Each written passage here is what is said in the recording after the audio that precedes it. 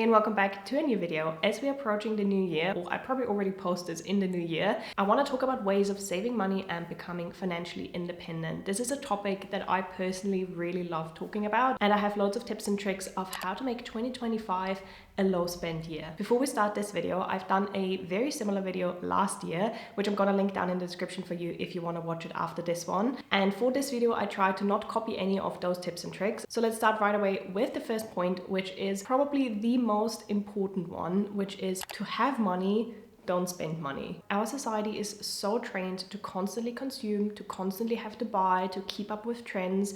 And that is a cycle that is very hard to break out of. But to save money, this is probably the best thing that you can do. Especially as we grow older, everyone is in a completely different financial situation. So you really have to stop comparing yourself to others. It might be that your best friend just got out of university and gets a really well-paying job where you might only earn half of that. Trying to keep up with their financial situation is just impossible in the long run. You have to learn to say no to things, just focus on yourself and what you're comfortable spending with, and don't try to keep up with other people and with other trends and things that people show you on social media that you have to buy.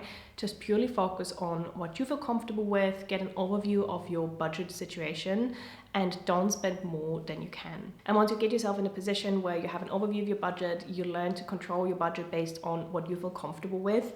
Moving on to the second point, which might sound a little bit contradictory, is to save money, sometimes you have to spend more money. This is obviously, again, a little bit dependent on where you are in your life. When I was in school or when I was a student and I had literally no budget at all, it was very hard to follow this, but I think that is more for people that already earn a little bit of money. I really found it helped me in the long run to save money is to invest in more quality pieces. And that can be applied to pretty much anything in life, but just to give you an example, if you buy, for example, a new kitchen table, instead of saving 100 or 200 euros to get the cheaper one that is made out of crappy material, get the full wood table that's going to last for years and years to come. You can move with this table and it's not going to fall apart after you unscrew the legs 2 times, and you can also sell it again for a much higher price than like a cheap IKEA table. Obviously, as I said, depending on your budget if that's possible or not, but if you have the possibility to invest in higher quality items, I would highly recommend. Same goes with clothing, for example. Instead of buying like cheap materials, try to invest in higher quality ones, a wool jumper instead of a plastic jumper,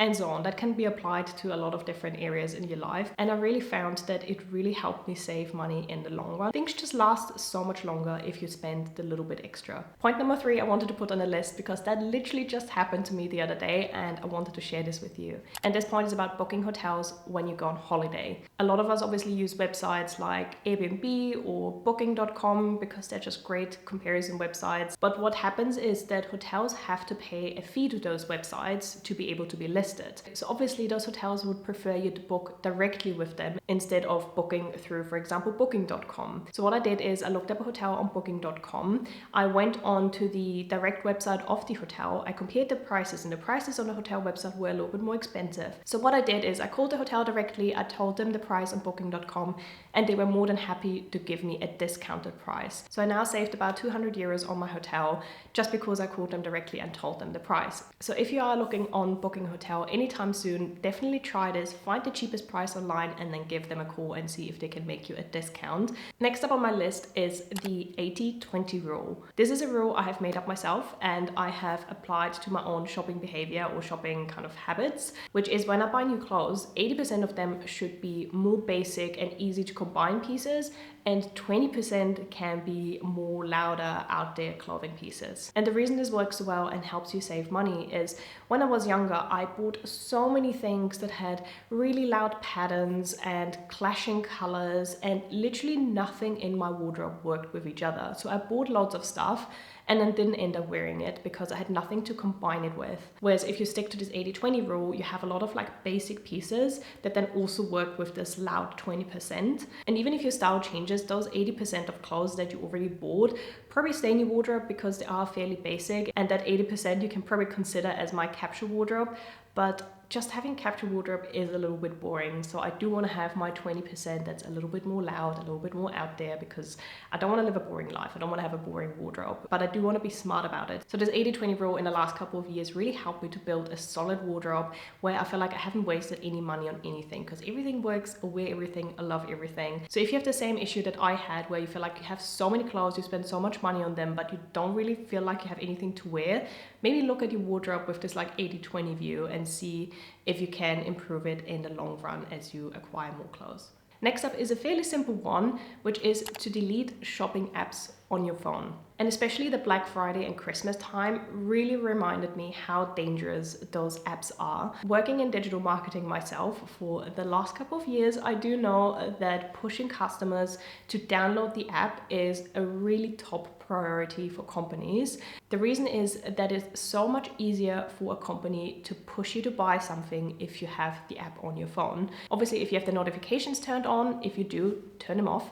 They can send you reminders that you have something in your basket or that there is a sale on, so they can directly communicate with you on your phone. And I so often found that if I was bored and I was just scrolling on my phone, I just randomly started clicking on those apps, even though I didn't need anything, but because it was there and I was bored, I started scrolling and looking through their offers, and then I started buying things that I didn't need, that I didn't have on the list of things that I wanted to buy. Just by having them on your phone already makes it so much easier for you to buy things. So if you have apps on your phone, go to your phone now and delete any of them that you don't need, because you can always go to your computer and buy things. Or what I sometimes do is, if they say they have a special offer like 10% on your first app purchase, I literally download the app, I buy it, and I delete it again. So I recommend you do that as well. Delete those apps from your phone. You don't need them. Just stop tempting yourself, because eventually you will buy things that you don't need. So save yourself the money and just get rid of them. And the final point on my list is Facebook Marketplace, eBay, or any equivalent websites that you have in your country. I especially love shopping furniture on those websites. I have a really good example for that. When we moved to Auckland about 2 years ago, we knew we would only live in this flat for 1 to 2 years. So obviously I didn't want to spend a lot of money on the furniture. That also applies if you are a student, for example, and you live in a shared flat and you know you don't want to live there for years, you just need some furniture for the time being.